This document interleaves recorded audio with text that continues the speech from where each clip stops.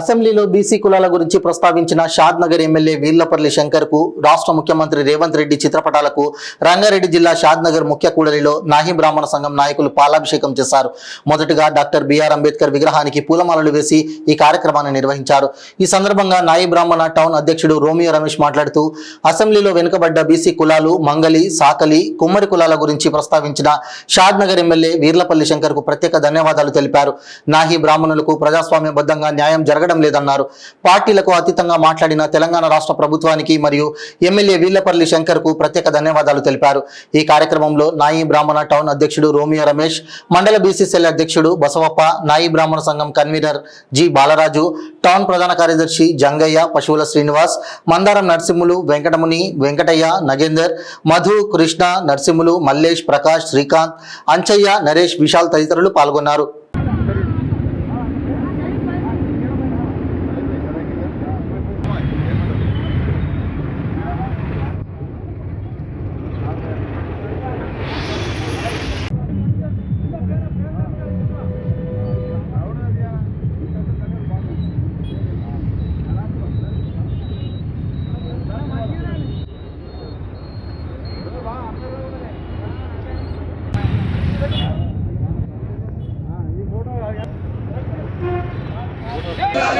బ్రాహ్మణ ఐక్యత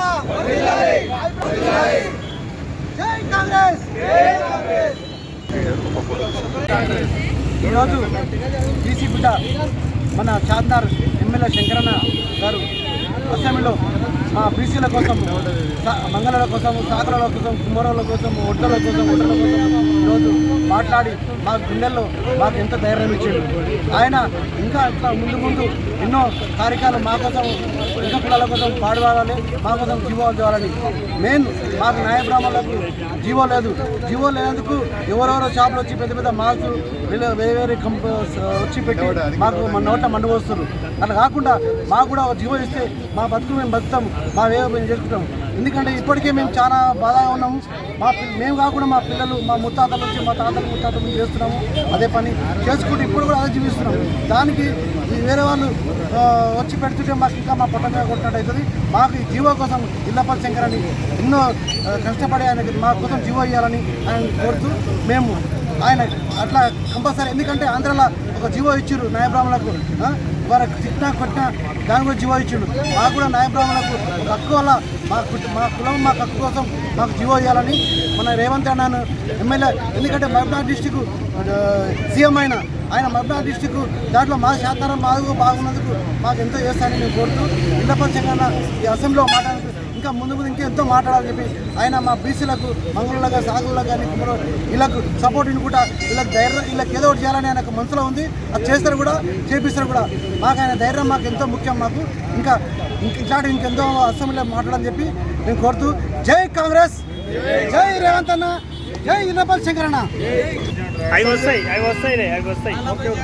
అసెంబ్లీలో ఈ అగ్రకులాల గురించి నాయి బ్రాహ్మణ చక్కగా మాట్లాడి గవర్నమెంట్కు, సభాపతికి సమర్పించినందుకు, అన్ని విన్నవించినందుకు వారికి ఈరోజు పాలాభిషేకము చేయడం జరిగింది. ఈ కార్యక్రమంలో అన్నగారికి కానీ సీఎం మా జిల్లా వారు కాబట్టి వారికి కూడా అభినందనలు తెలియజేయడం జరిగింది.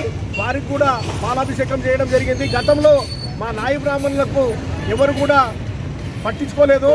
ఈనాడు ఒక పేద కుటుంబం నుంచి వచ్చినటువంటి వ్యక్తి మన అన్న శంకరన్న గారు, ఆయనకు సాధక బాధకాలు తెలుసు కాబట్టి మన కులం గురించి కానీ ఇతర కులాల గురించి కానీ లేవనెత్తి అసెంబ్లీలో ప్రస్తావించినందుకు వారికి ఈ సందర్భంగా పాలాభిషేకం చేస్తున్నాము.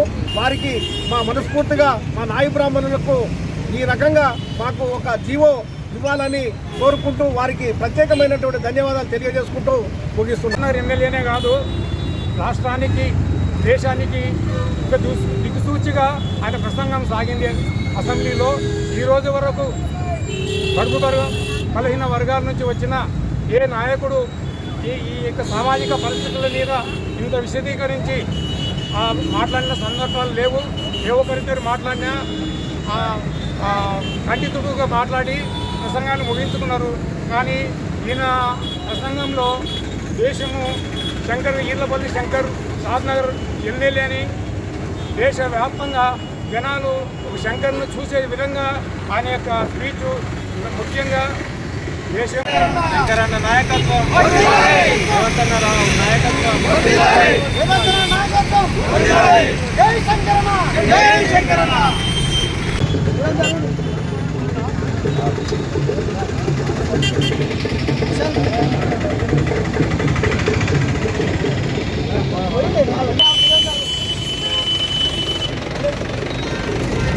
పోయింది